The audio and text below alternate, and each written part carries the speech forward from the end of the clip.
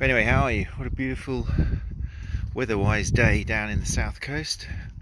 I'm on a non-running day, which I'm really enjoying. I am running consistently, but I'm making sure that one day a week I do actually just take a stroll out with the little one sleeping. Here he is. He's gone. So it's a nice bit of relief for mum at home and me at home, and getting some fresh air in this crusade to make sure that people are actually competent enough to get out of the house, get some mental exercise, because it's important, it really is important. Anyway, so today's little chat, I've been on Instagram for about a week, just talking to people on Instagram, but today I thought, get back to Facebook. Let's not forget Facebook.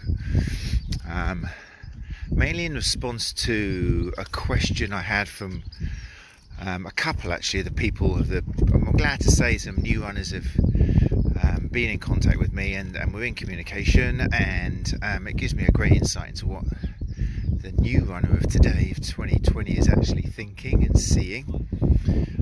And two of them asked me questions about Cadence, and it kind of made me realise that a lot of people who are taking up running now, they've got a lot more time in their hands. What do people do with a lot more time in their hands? They go online. That's what we do, isn't it, with our free time? So you go online and you put in, starting out running, what should I do? And you get a whole load of interesting stuff come up. It's one of the problems, I think, with for new runners, is there's an awful lot of myth and misconception out there. And however much myself and esteemed colleagues that I know go on about it, these myths don't seem to die, because they just get massive hits, and the Google index and all of that just churns up these things where you're just getting sometimes tens of thousands of people clicking on it or leaving comments in a forum, so they'll always appear at the top of the list. So the one I wanted to talk about today was Cadence, which I remember kind of 10 years ago was a word which not many runners really knew about. It swimmers kind of knew about it, cyclists, but runners weren't really familiar with it when we kind of were looking into it and bringing it up in clinic and using it often in a dialogue to either help runners potentially run a bit more efficiently, or we were kind of starting to tap in on using Cadence to help runners rehabilitate themselves. These days, it's probably one of the top of the list next to heel strike when you put in anything about running injuries. So that's what I want to have a little talk about today. First of all, because I promised a couple of runners I'd do a little live video on it anyway, because it's easier. That way they both get to see it. I've got to say it twice. And secondly, because I think it's relevant in this series of advice for new runners, because it is something that does come up in Google so much. So before I do that, let's have a little hi to people that have joined us. Sam, how you doing, man? I've never met you in person, have I, Sam? I believe you are from Brighton, or I know, who do I know who knows you? Sylvie Laurenti, I think, studied with you, maybe did physio with you, Sam. She's always like singing your praises and saying how amazing your journey's been. And so anyway, so I don't think we've ever met face to face, have we, Sam? But anyway, thanks, Sam, joining us. If there's anything you want to contribute towards Cadence, that's going to be the topic for the next 25-30 minutes, then yeah, feel free to chime in, put something in there. I'm sure you've got a lot of experience on the topic. Dave Alfano, thanks again for joining us. Nice to see you in the house as well. Right, so let's crack on with it, because I do tend to waffle otherwise. So yeah, Cadence. So for the uninitiated, I'm going to start off with a new runner who maybe has Googled it once and has potentially got a pretty bad definition of its importance. But Cadence is essentially, I always like to imagine let's imagine a tall, lanky runner running along with a partner. Remember when we could run together? They were the days. Back in the 2020s, we'll say one day, when you could run with someone else. But anyway, yeah, imagine you've got this really tall, lanky runner who's running at the same speed as a shorter runner. Okay? They're both running at exactly the same speed, but the taller, lankier runner, if you imagine their legs are turning over at a slower rate than the little Speedy Gonzales next to them. They're both travelling together. Let's imagine they're both doing 10-minute miles, but the taller runner, the legs are turning around quite slowly. Okay, whereas the Speedy Gonzales next to them is running at the same speed, but because they've got short little legs, the legs are turning around like Speedy Gonzales. So this is basically what cadence is. You could have two runners at the same speed, but one of them, like our tall guy, is actually maybe touching the ground every minute, I don't know, let's say 160 times, whereas the little Speedy Gonzales is touching the ground maybe, I don't know, 180, 190 steps per minute. But they're both moving at the same time. So in other words, we've got two pretty distinct running forms going on based on what we call their cadence, often measured in SPM, which is steps per minute. Okay, so it's the number of times your feet are touching the ground in a minute. So the history to this, it got involved in running quite a lot thanks to Coach Jack Daniels. Not the Jack Daniels who many of us are growing to love and appreciate in these lockdown times, a different Jack Daniels. Coach Jack Daniels has written many a book on coaching and running, and he happened to be, he was at an Olympics. I can't remember which one it was. I think it might have been, I can't remember where it was, Munich maybe? I can't remember. He was at some Olympics and he was there with his wife watching the mid-distance athletes, and he noticed that, being a coach and being of the frame of mind he was kind of counting how many times the mid-distance runners, their feet were touching the ground per minute. He was probably doing something like counting 30 seconds and then doubling it. And he noticed, and he put it out there, that the majority of the mid-distance runners were touching the ground at least 180 times per minute, at least. And that's a very important part of the observation he made. It was at least 180 steps per minute. Because unfortunately what that has turned into today, in many videos and running forms and coaches and speeches, is that to be a good runner, you need to have a cadence. Your legs need to be going around with a frequency that means you are actually touching the ground 180 times per minute, and that's wrong. It's got to be wrong. For a start, he was looking at mid-distance runners in the Olympics. Okay, who were probably travelling at quite a bit faster than many you and I would get to. Secondly, it was at least 180. A lot of those athletes would have been going at 190, maybe even 200. Okay, and when we look at cadence amongst athletes, it does vary a lot. In fact, some elites will specialise, or their success seems to be incorporate a very high cadence, but other athletes who are just as high up there have a relatively lower cadence, and the variance is quite a lot. It is true that once you get up to the sort of speeds that a mid-distance elite Olympic runner is travelling at, most of them will be over 180. If you go shorter distance, definitely when you get up to sprints, we're looking at elite sprinters maybe have something like a 220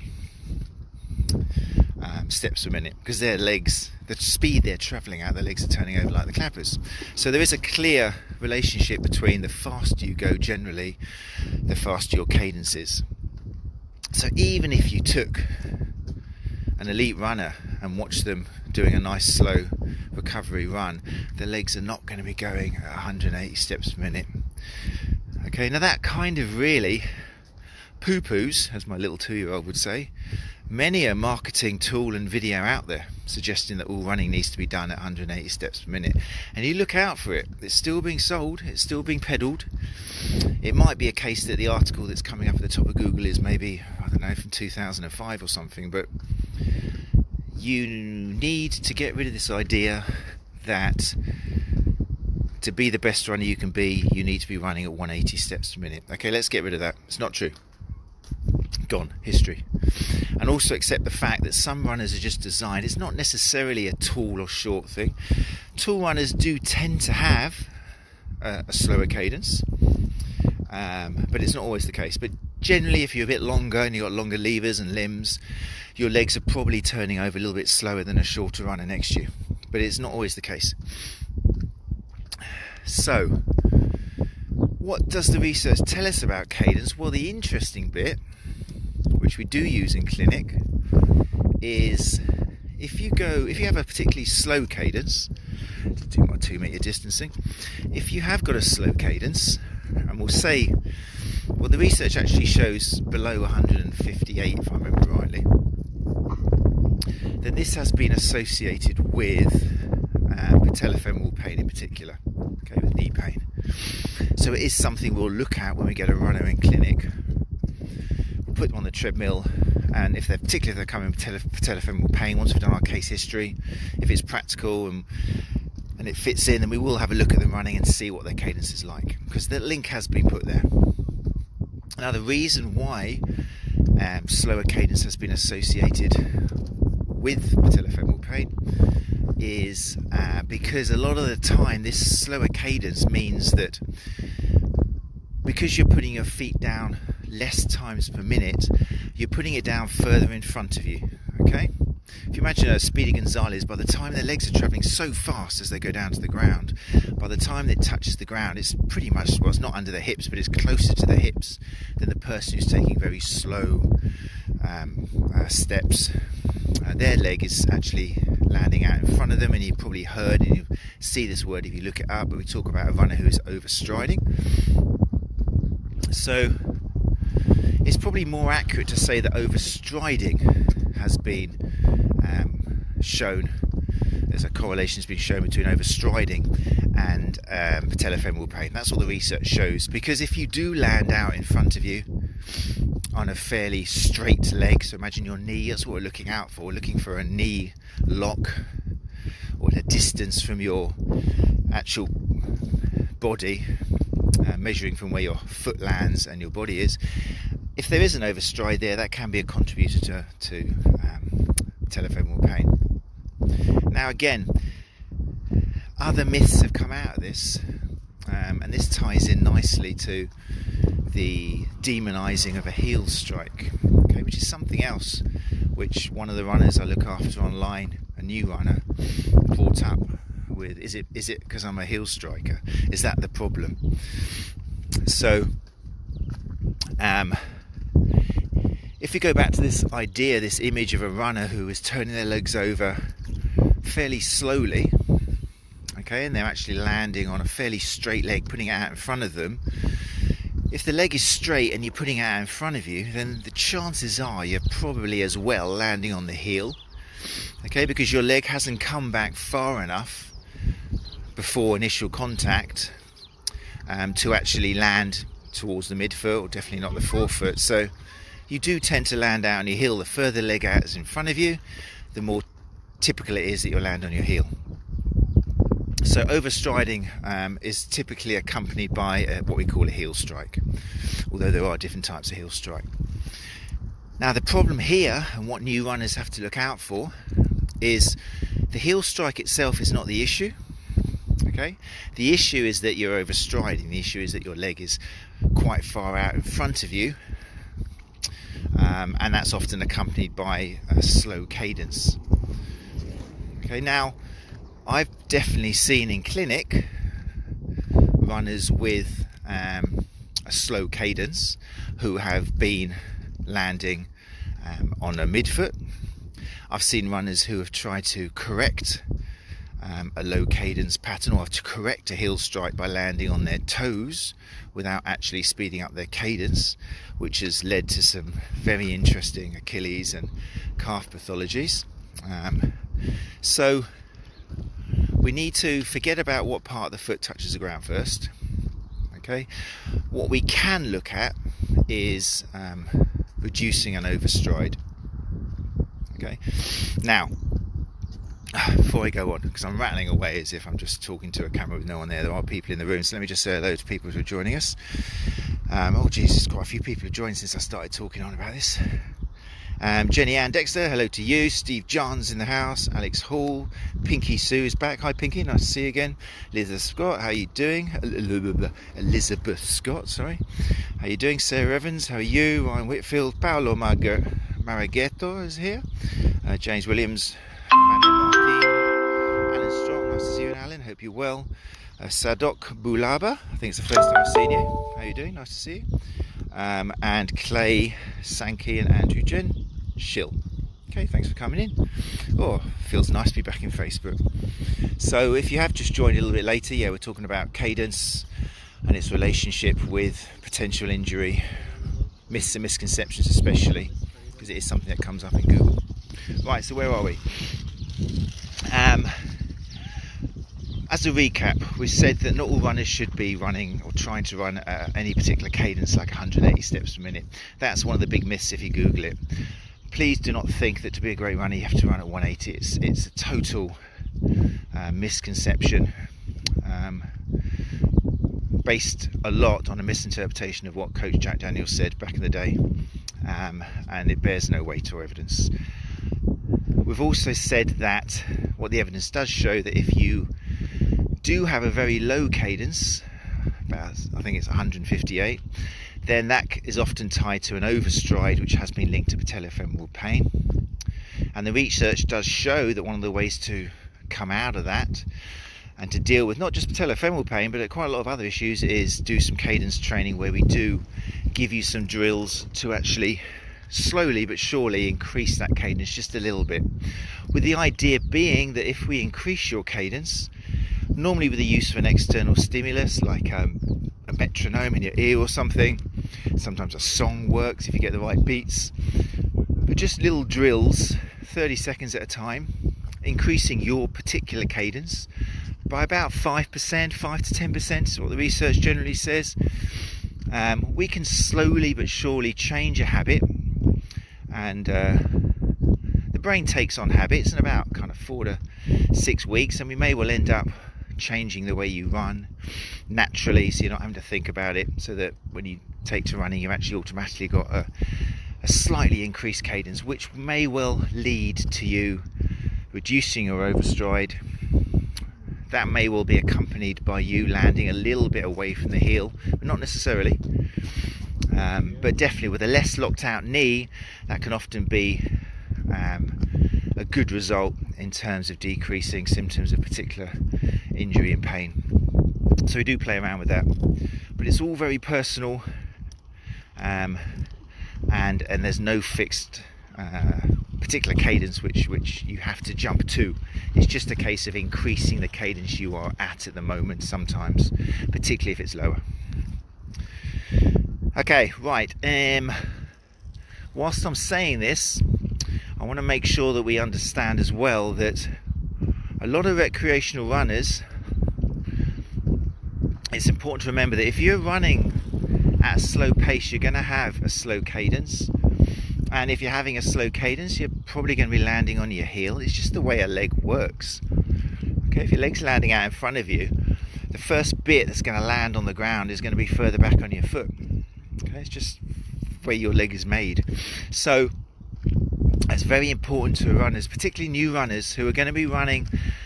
A lot of recreational runners are going to be doing 10-minute miles or slower. You should really expect the majority of you are going to be landing with a low cadence, and you're going to be landing on your heel first. It's not a problem, it's not an issue. Okay? It only becomes an issue if you're taking yourself up to faster speeds where you're increasing the loads, because obviously the faster you run, the higher the loads are, and that's when we start playing around with cadence. If you're running 10-minute miles or slower, i.e. if it's taking you 10 minutes to run a mile, so remember that means, for example, if you're doing a 30-minute park run or slower, then chances are you are going to have a cadence of probably around 160. Okay, it's not going to be much higher. You probably are going to be landing on your heel, because that's the way your leg is designed. Your heel comes before your toes, so the slower you run, the further back it's going to be on your foot. And you shouldn't worry about it, and it's an important one, because if you are running at 10-minute miles and you try speeding up your cadence because you've read it, or sometimes you've been told to, all you're really going to do is you're going to become one of these people who I have to bite my tongue if I'm walking along the seafront with my wife. Well, when we used to walk together on the seafront, but this is one of the times I really had to bite my tongue and just remember I'm not actually on duty. When you're walking and you overtake a runner and their legs are going around like little Speedy Gonzales because they're trying to keep up with 180 steps per minute, but they're only running like an 11-minute mile, and they're working so hard, bless them. You can see they're absolutely getting so knackered because they're trying to force their legs to turn over so quickly and land midfoot or forefoot, but they're only running 11-minute miles. And yeah, I have to definitely keep my mouth shut and avoid the temptation to film them. Apparently it's not nice to film strangers whilst you're just walking along the seafront with your wife and children, but hey, I got over that warning. But I'm being sarcastic because that's the way I am. But yeah, at a lower speed, don't try and force yourself into a high cadence. One, you'll look ridiculous, and two, it's just you're not running anymore. You're kind of shuffling on the spot. Yeah. The other thing is, please don't force a midfoot or forefoot strike when you're running at a slow speed. In fact, don't force any foot strike when you're running, unless you've been told to because we're unloading or taking the load off certain tissues. Just do what comes naturally. Don't worry about what part of the foot's landing. What can happen is if you force a foot, for example, I've seen a lot of, I think the last gait analysis I saw face to face involved somebody who was forcing a forefoot strike, and of course they were getting calf issues. A very wise man called, I think it was Craig Payne probably first of all, might have been Craig, I think it was, but basically kind of exaggerated the point that you can't get rid of load in running. You can't get rid of load. All you can do is shift it from tissue to tissue. So if you force yourself to run on a forefoot, all you're doing really is you're redirecting that load onto your calf and onto your Achilles. And unless you've naturally got strong calves and Achilles, you're probably going to suffer, unless you build it in very gradually for some reason, if you feel inclined to do so. That sudden increase in load is going to take its toll, and you're going to end up, well, not visiting someone at the moment, but you're going to end up giving me a call to do an online consultation, and hopefully if it is me, I'll say, have you tried doing forefoot running lately? And you'll go yes, and I'll say, well, that's the issue then, stop it, and I'll take your money, and that'll be it. So listen to the message now and avoid that unnecessary payment. Don't force yourself to do a foot strike. Let whatever happens, whatever part of the foot you land on is a consequence, a natural consequence of what your cadence is, yeah, let it be. It's kind of higher up which decides what part of the foot you're going to land on, and very relative to speed as well. Right, I think that covers the couple of questions I received from my online people, which I wanted to put down on this video. So if you are a new runner, you haven't really got to worry about cadence at the moment. I put that very much towards the top of the list. I've just seen Pinky Sue. Your name always catches me, Pinky Sue, because I always think it's Perky Sue. So, and I get that flash of purple hair, so I kind of see whenever that appears on my screen. Pinky Sue says, video just froze. Missed what you were saying about calves and gait. Okay, we'll do it again, Pinky. No, I was just saying that if you force yourself into a forefoot strike because you read something online, then you're just going to shift the load onto your calves and Achilles. And in clinic, a lot of the time, it was one of the first questions we ask when we see a runner who's suffering from calf issues is, are you following any kind of advice you read online? Are you running in a particular way? Have you been reading books? And they'll say, well, it's funny you should say that. Yeah, I read this book the other day, and it told me, or I saw this video the other day, and it told me to run on my toes. Yes, that's what happens, Pinky. It's not to be recommended. And I'm saying that as someone who could make a lot of money off people. Back in the day, when I was 100% getting money off injured runners coming in, I probably wouldn't be so honest about it, because it was guaranteed food on table. Born to Run opened up clinics across the world. It was a very profitable time to be a sports therapist or a sports physio when people were getting into the Born to Run book, because it was just basically giving you, it's an amazing book, and that's the power of it. It was such a powerful book. but it pretty much guaranteed quite a few people would be running out there barefoot, landing on their toes, forcing a toe strike, and running all the way to clinic, which was great for people taking money off runners landing in clinic. I did it. I was guilty. I read the book. It was there. And I remember being in Mexico on holiday. There I was suddenly running across the sands, listening to the voices of past Indians shouting my name as I ran through the wind barefoot, and ended up back in clinic a week later with a double Achilles tendinopathy, limping around feeling very bashful and stupid. But hey, I was young and I enjoyed reading the book. It was a great book, very powerful. Anyway, let's just have a look. Pinky says thank you, and the hair is pink. It's great hair. Thank you, Pinky. Steve John, let's just check before I go into that. I'll say hello to anyone who's come in. Say hello to you guys. Say hello to you. Say hello to you. I think I said hello to you. Andrew Gensil, thanks for joining us. If you've got any questions, and feel free to leave it below. We're talking about cadence, myths and misconceptions, especially about it. It ties in very much with heel striking as well. So anything to do with that, feel free to add a comment or a question. Kirstine Herbert, nice to see you. Well, I see your name. Thanks for joining us. Robert Crowley's in the house. Matt Barsh is in the house. My hero when it comes to any political comment. Matt Barsh is there, sometimes poking too far on the other side of the fence for my liking, but I like things to challenge my biases, but often confirming my biases wonderfully, Matt, so thank you very much for everything you post, you cynical person. It's great, I love it, thank you. James Morgan, talking of cynical bastards, no, talking of critically thinking physios. James, hope you're well. Anything you want to say, James? See, James Morgan's an interesting one, isn't it? Because James Morgan, in case you don't know, is the barefoot physio, which when I first came across that a few years ago, obviously I thought, oh, here we go, physio trying to push. Jeez, it smells of skunk around here. You can see I'm getting closer to Brighton. Look at this view, by the way. Look at that. Look at that. Oh, my brain has just turned off a little bit. That's wonderful. But I've got this overpowering smell of marijuana, sensimilla or something going on. I might walk a bit slower through this area. Not that I'm condoning drugs. It's terrible. Anyway. Yes. Hi, Matt. Where was I? James. Yeah, James Barefoot Physio. I just wondered, James, if that name...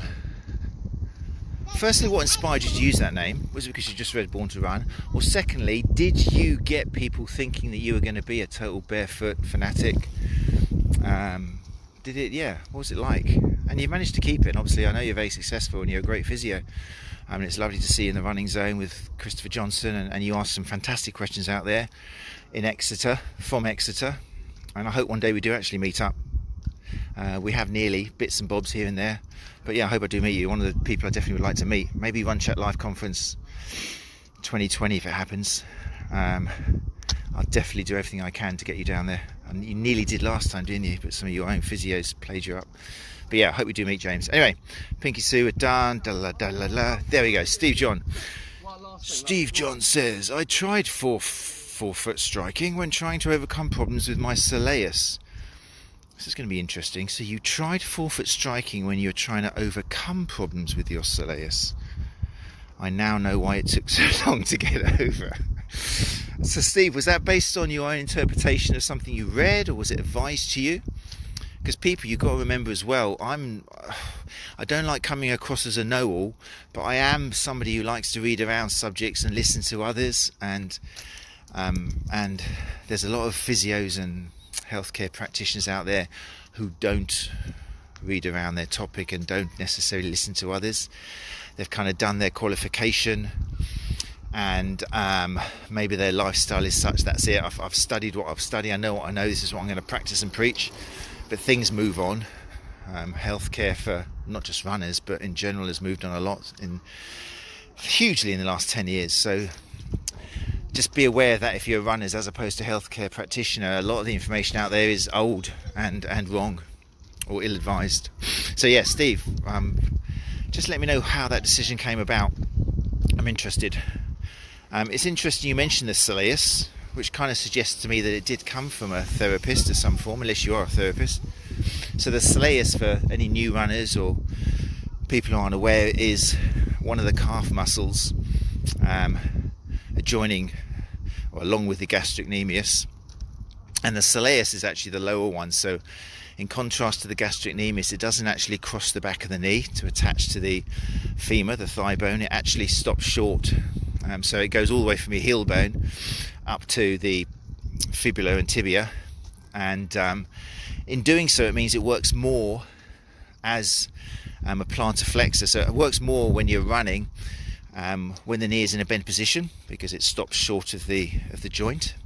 And in running, it actually works more than the gastrocnemius. So when we are doing calf work, it's very important to make sure we are doing strength exercises and drills which promote the use of the calf muscles in a bent knee state, potentially kind of like, I think it's 60 degrees or something, or 50-60 degrees, to make sure the soleus is actually being loaded. But anyway, yeah, Steve, if you were having soleus problems, I'm not sure what the idea of making you run forefoot came from. We'd probably be doing the opposite. In a lot of cases, we'd actually maybe try and keep you running by adopting a bit more of a towards the rear foot landing. But hey, I look forward to reading the comments and seeing how that story panned out. Dave Cashley, hi. Steve John, oh, here you go. I've done some skipping drills as part of some strength work on Sunday and my calves hurt. Yeah, skipping's an interesting one, because skipping, depending how you're doing it, doesn't really work the soleus that much. It's more of a gastroc. If you think about it, your knee doesn't really bend much more than maybe 10 degrees when you're skipping. So it's all very much gastroc.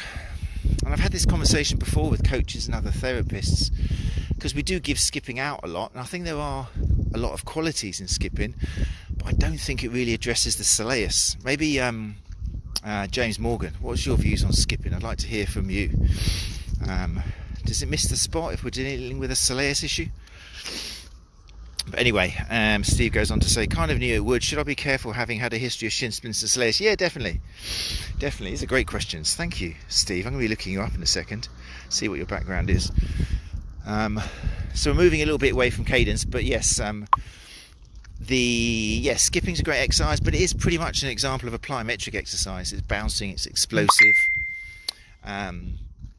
and what we know with plyometric exercises where you're bouncing and jumping around, we need to make sure that your tissues have got enough foundational strength, as in just the general isometric, concentric, kind of eccentric stuff when you're not bouncing around. So if you are coming back from injury, then skipping would be what we call kind of an end range rehab exercise, where you need to first of all make sure that you see strength developments in just kind of like toe raises, both bent knee for the soleus and straight for the gastroc, and would build that up maybe to some lunges where you're using the calves in a bit more of an explosive but controlled environment, and then eventually would incorporate some skipping. But even before skipping, we'd have some two-legged jumps, increase the distance of the two-legged landing, then develop it into a short controlled hop from one leg to the other, then increase that distance, then have single leg hops to the same leg and increase that distance, and only then would we really start incorporating skipping, where literally you're just bouncing up and down. So yeah, it's an end range exercise, sometimes given out a little bit too soon. I had this question 2 days ago, I think, from somebody. Maybe it's the sign of the times, because skipping, people are digging out their skipping ropes, aren't they, in the gardens, thinking, what can I do, I've got this time now, what can I do in the garden? Oh, I know, in the loft I've got that skipping rope, let's dig it out. So yeah, it's a good point to raise. Skipping, be careful with it, people. There's no such thing as a bad exercise, but you can definitely do the wrong exercise at the wrong time. So before you get into your skipping, I'd probably recommend maybe have a look at my website, runchatlive.com. Just have a look at some of the simple calf exercises on there. There's a standing version, there's a seated version. You can use some weights, could be a child, could be a bag of sand, could be a rucksack of bricks, whatever it is. But yeah, if your calves are reacting a bit too quickly to that, Steve, then maybe have a look at just my basic standing and seated calf raise exercises on runchatlive.com. There's some nice videos there which might help you. And build up. Once you've seen strength increases doing those, Once you manage to when you realise that you're managing to do more reps with the same weight, then yeah, build some skipping on gently. Also depends, there's skipping, isn't there? You could just do 10 seconds of skipping with both feet, not alternating from leg to leg. No high jumps or high knees or anything. You could do 10 seconds of that, build that into a little circuit. Just introducing it gradually. We don't want to shock the body ever, do we? Anyway, it's me rattling about skipping. Jojo Babir, how's the wind today, Joe? I don't mean your wind. Sorry, I meant the wind in general. Sorry about that last time. It was very windy. I'm hoping it's better now. I have bought a fluffy thing based on your comment, and that should be arriving tomorrow, thanks to Amazon Prime, who is not affiliated in any way to this program. But yeah, the wind should be controlled. It's actually quite nice today. I think you're from around these parts anyway, aren't you? Are you Brighton based, Joe? I think I saw something on your profile saying you were down here. Campbell Dixon, thanks for watching. Lydia Woodland, thanks for joining us. Penny Bailey. Steve John is now my own stupidity. Was it really? How did you find out about the Soleus though, Steve? You must have read that somewhere. Most non-therapist or non-physiologist people don't know about the Soleus. That's kind of extra information. You must have read it somewhere. Jonathan Hedges, talking about specialists, is in the house. Hey Jonathan, how you doing, mate? Jonathan, wow, anything you want to say would be great. Chime in, Jonathan. We've been talking about cadence. We've been talking about misconceptions and myths. We're talking about calf muscles. It's all your stuff. Say something wise, Jonathan. Tell us. Shauna Hayder, thanks. Jim Gay is in the house. Hey Jim, how you doing? I'm going to call you Jim because I've really got to look up your proper name. But hey Jim, how are you? Thanks for the chat yesterday on music. That was great. Maybe come away from Instagram there. Jean-Philippe Poulin, Kirsty Therapies is here. Hi Kirsty, we were only doing a little chat earlier on, weren't we, on Face to Face. Some exciting things coming up with Kirsty regarding online teaching, which will be revealed soon, I'm sure. Jonathan Hedges has said hello. He's a man of few words, but when he gets going, geez, things that comes out of that guy's mouth. Steve John says, I have no medical background. Use a good physio. Well, you say a good physio, mate, but they were getting you skipping to do your Soleus, so I think you have to quantify that statement. But I'm guilty of YouTubing things and doing my own thing. I try to stop. Don't worry, Steve. You're the same as any runner. Once they start looking online and showing an interest, which is healthy, educating yourselves, there's so much crap out there, so don't worry. Don't put yourself down, Steve. It's easily done, which is why I do these little chats online. Keith Jackson's in here, Anita Jones is in here, Kevin Betts is watching. Geez, what's everyone doing today? How come everyone's tuned into Facebook Live? How are you, Kevin? Hope you're well and family. Great runner there, people, if you need some information. Great personal trainer as well. Brighton based, but that makes no difference these days, does it? Because none of us are really meeting up. Although, what's the deal with personal training and 2 meters distance? Are you allowed to? I don't think you're allowed to now, are you, Kevin? What's the deal there? You're only allowed out with members of your family, aren't you? I wonder. Can't think, actually. I think Hove Lawns has been having some personal training going on. Not sure if it's legal, though. Anyway, maybe you can tell us, Kev. What's the deal? What's the deal on personal training at the moment? Pinky Sue has a question. Right, Pinky Sue says, can I ask? I've recently gone. Of course you can. The answer to that is yes. I've recently gone from a support shoe to a neutral. I've done a few 5k runs in the neutral. Great. Yesterday, after a couple of minutes, I started getting shin splints. Related? Question mark. Or too much hill work last week. Okay, right. So thank you, Pinky. Great question. So basically, you've gone from a shoe, which is, this is really where old Hedges could jump in there. He knows more about arch support than myself. But basically you've gone from a shoe which has given you medial arch support and is sold as kind of a support shoe to a neutral one which just gives you less support underneath the arch. I'll come back to that. I've done a few 5k runs in the neutral. Yesterday after a couple of minutes I started getting shin splints. Related? Question mark. Okay, so let's go with, first of all, the term shin splints. It's kind of an umbrella term. I'll need you to kind of use some other words to describe what you're feeling there, Pinky.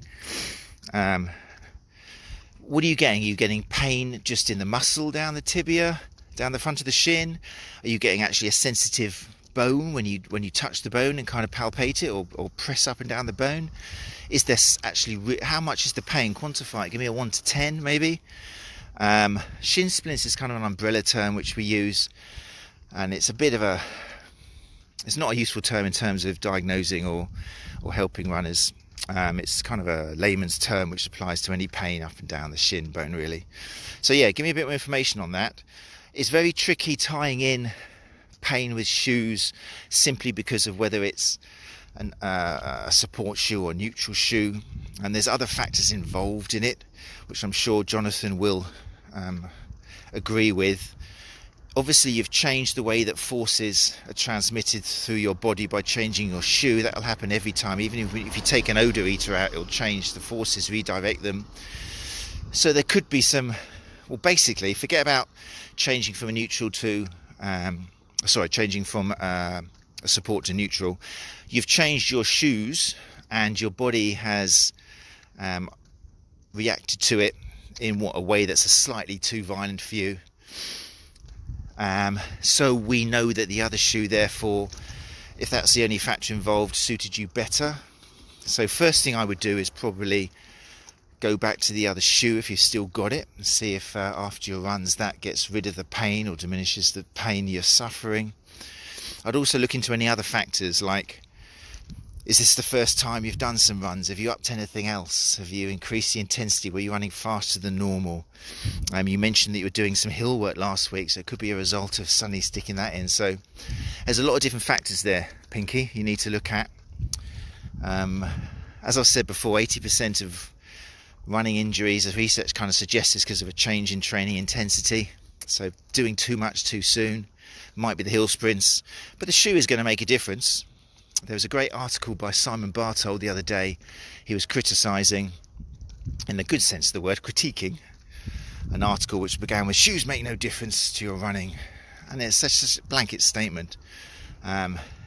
You can get injured in any shoe, this is true, and I'm not trying to rhyme, but to say that shoes make no difference is just obviously wrong. Shoes do make a difference, we're just not quite sure how or why it affects some people different than others. That's why people like Jonathan Hedges are on the case 100% of the time, trying to work out how arch supports and shoes and different designs actually influence runners in different ways, to try and perfect them. All we do know is that the traditional method of assigning shoes according to, this is a support shoe, this is a neutral shoe, this is a more cushion shoe, doesn't really work if you're categorising it according to arch drop. So yeah, I've gone a little bit out there, Pinky, but yeah, maybe give me another little comment underneath about actually the symptoms. Get rid of the shin splints word. It's something which suggests you in huge pain, but let me know. Jonathan Hedges, just back from a long ride where Cadence is king. I don't know if that's a metaphor or whether you have actually been back from a bike. I don't know where you've been with that. It could even be a dream, Jonathan, knowing you. You'll have to elaborate on that, mate. Cadence is king. Oh, maybe you're talking about cadence with cycling. Okay, that's maybe what you're talking about. Yeah, definitely, totally different ballgame. But then again, Jonathan, I'm interested. Because obviously in the history of cyclists, we've got some runners or some cyclists who had outstanding cadence and endurance in maintaining a massively high cadence, but other cyclists who had a lower cadence but their volume output was so huge. So imagine with cycling there's also that variability and the danger of a cyclist jumping on top of trying to maintain a certain cadence when really maybe physiologically maybe their body isn't designed for that. That'd be an interesting one, Jonathan. Come back to me on that. Can cyclists make the mistake like runners do of trying to stick to a particular cadence? Or do you have to embrace variability and that sort of thing? Jill Bickle's in the house. Hi Jill, how are you? Hope you're well and family. Victoria John is here as well. No swearing, Victoria. I've been through your profile and it worries me. Jonathan Hedges has come back. Rate of change. Shoe and hill isn't a great start. What side is the pain? Oh, right, so applying to Pinky there. So Pinky, meet Jonathan. Jonathan, meet Pinky. Michelle Rose is out there watching. Hamida Ben Gassim. Hey, Hamida, how are you doing? Thanks for joining us. Hope you're well and family. Pinky Sue, discomfort down the front of the shin. Couldn't walk properly after a bit, so gave up on my run. Couldn't walk properly for a bit. So yeah, so it was actually quite painful. If you're limping, Sue, then that's a sign that it needs to be addressed, really. I don't know what your history is with pain in the tibia. Maybe drop us an email, matt@runchatlive.com. There's too many questions to ask on a live feed, Pinky, but it's something you shouldn't ignore. Obviously what we're trying to do, what we're always red flagging, is the stress fractures. And when people come to us talking about pain down the tibia, the first thing we need to do, in Christopher Johnson's words, he's been doing some great work at the Runner's Zone, is, until proven otherwise, suspect a stress fracture, which is, I think, a great thing, because that's the big one which we want to stop runners from experiencing. So yeah, needs a follow-up that, Sue. Maybe email me, matt@runchecklife.com, and we'll talk further. Give me a little bit more information. Right, I'm just going past you now, Sue. I'm ignoring you. Pinky, pinky, pinky, pinky, pinky. Miriam Salim's there and David Taylor's watching. Right, there we go. Thanks for joining me, people. It's very nice of you. So, I want to start rounding things up, just so this video makes sense when I put it out on YouTube. I just want to, you can add some more questions if you want, but just to bring it back, what the aim of this video is, basically in response to a couple of runners who have started running and they've gone into Google and they found cadence and steps per minute appearing quite high, and they read them and they read some of the myths that surround it. If we bullet point it now to round it up, there is no optimum cadence. Certainly not 180 steps per minute. It's true that faster runners will have cadences elevated to 180 beyond, a lot of them, but not all of them do. It's true that cadence will be reduced at a lower speed. So definitely someone who has got, who is running 10-minute miles or slower, you shouldn't really be expecting a cadence of probably anything much more than 160, 165. It's just not, doesn't happen at that sort of speed. And remember, a 10-minute mile is pretty much around a 30-minute 5k, so an awful lot of people out there are going to be running at a cadence around 165, and that's what it should be for most people. I have mentioned that there is literature, some good research, which suggests that if you are suffering from patellofemoral pain and you do have a low cadence accompanied by an overstride, then that's something which is worth looking into with a therapist. And indeed, cadence training, where you increase your cadence gradually by about 5 to 10% slowly over a period of 6 weeks, can reduce not just patellofemoral pain, but other issues as well. And it may be something desirable. And that took us a little bit to a side thing on heel strike and stuff. Low cadence is typically going to be a heel strike anyway, but at low speeds you'd be expected to run with a heel strike anyway. There was a piece I've just put out, I regurgitated on my website the other day. Having a bit more time means I'm getting time to redress and put out a few more old articles. So there's one on some cadence testing I did at Brighton Marathon, where we were with a therapist down there and had a little treadmill set up in the expo.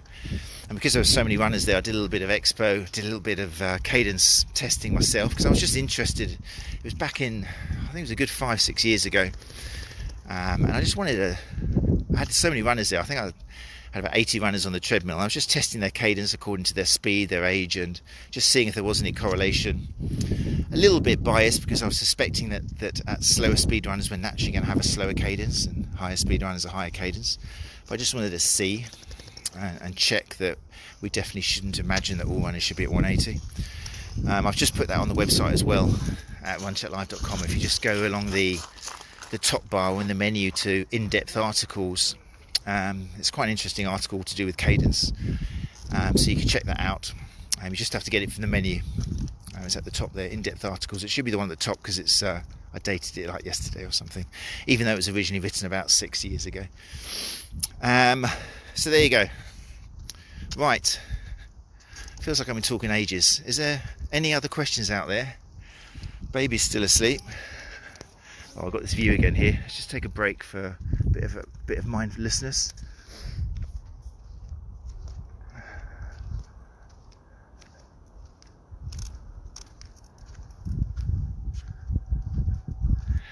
Can you hear that noise?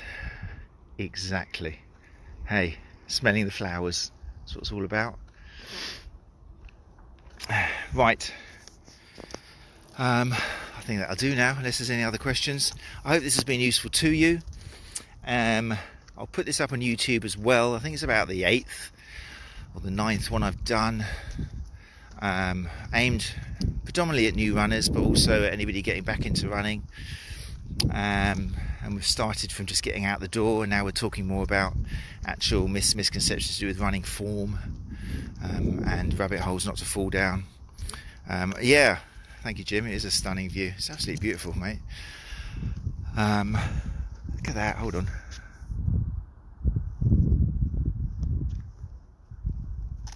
So blessed. Really am. So friggin' blessed. Beautiful. Yeah, so check out YouTube. YouTube is definitely seems to be where most people are tuning in now. Maybe it's people with more time in their hands. My subscriptions has gone right up, which is always healthy. It means people are actually looking at my ramblings. So do actually, to keep that going, subscribe to my YouTube channel. It's always nice to see the numbers going up. Encourages me to do more stuff like this. It shows it's kind of been useful to some people. But you've also got the runchatlive.com website, where you've got probably about 49 different exercises. I might start pumping them out a little bit as well, because so many people don't realise I don't spend any money on Google advertising, or I don't really come up very high. But I have got like about 49 different 49 different videos which I recorded probably 10 years ago, which cover all calves and hamstrings and quads and glutes, and they're all up there. I've filmed them with pointers, subtitles underneath what I think the teaching points are. So yeah, check them out, might be useful for you. I think I will start pumping them out a little bit more, because especially as people looking for home exercises, I might start putting them out there, because then they start appearing in Google. So I might do that. But as always, if you have any questions, feel free to email me, matt@runchatlive.com, or private message me on any of these social media outlets, whatever suits you. I might not get back straight away, but I will get back always. Right, I'm going to let Jonathan Hedges have the final word here. Jonathan Hedges says, to close the subject, Cadence can help set stride length, vertical oscillation, jumping up and down, energy return, but there are too many variables to type. We must talk sometime. Highlands of Scotland. Is that where you are, Jonathan? Oh, very good. And Pinky says it's very much appreciated. I mean, that's a very wise answer from Jonathan. To tell you the truth, I do what I do with this talking and rambling. It is nice because I've just been going on for 40 minutes, but like I said to you, Pinky, and anybody else out there who's got actual individual things going on, you can't really do it in this kind of forum with lots of other people. So yeah, do feel free to drop us an email, and with a full case history, then I'll be able to send about 10 questions back and get a proper kind of subjective case history from you. And I would do that, whoever you decide to go to, Pinky. Don't if you're getting shin pain and limping afterwards, then you do need to sort it out. I'm not scaremongering you, but it's a red flag to stop you from it developing into something more severe. The body has a great way of sending us messages to prevent us from getting serious injury, like a stress fracture where you end up kind of in a boot for 8 weeks and then probably 16 weeks of rehab. But you need to listen to them, and runners in particular. So aching shins after a run, particularly nighttime pain with shins, severe tenderness, all of those are kind of like I don't want to say grade, but they're kind of like second round of warnings from my body saying you need to do something here, something's not right, you need to change something. I'm shouting out here, so our nervous system going, I'm shouting, don't make me shout louder, it's going to get worse. So yeah, Pinky, email me or consult someone else, whatever you want, and hopefully we'll sort that out, and then we can have a follow-up. We can do a follow-up, maybe we'll do a live one, Pinky, you and me on Instagram. What do you think?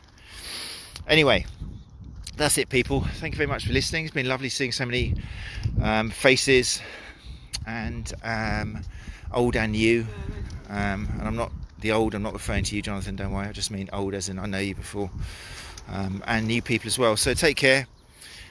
Claire's now just turned up. How can I go without saying thank you to Claire for doing the 5k run in such a fantastic, as I knew it would be, fancy dress. An absolute applause to you, Claire. Hey, how you doing? All right. So yeah, thanks, Claire, for doing that. Okay, that's actually a good point to finish off. People are still being very generous and donating towards the fund I've set up. There's links in my Facebook, everywhere I think. Just trying to raise some money for the World Health Organization for the COVID-19 support and response fund. I'm going to leave it open for a week, and then anything's in there I'll turn over to them. But thanks to everyone who has contributed. If you're sitting at home thinking, oh, I'd love to spend a $5 on something to help the world become a better place, then there you go, there's an option for you. I know there's probably many of them around, but if you've got that burning $5 in your pocket, then head over to my website, and you'll see in a post, or I think in most of the links on Twitter and Instagram, there's a direct link there, just as a little GoFundMe thing I've set up. To have all the money together, and I'll send that to the World Health Organization, and you and me and them can help tackle this current predicament we find ourselves in. Right, later people, thanks so much. I'll sign you out with another shot of that sea. Have a great day, look after each other, stay safe, but as always stay active mentally and physically, and encourage other people to do so as well. Take care, bye bye.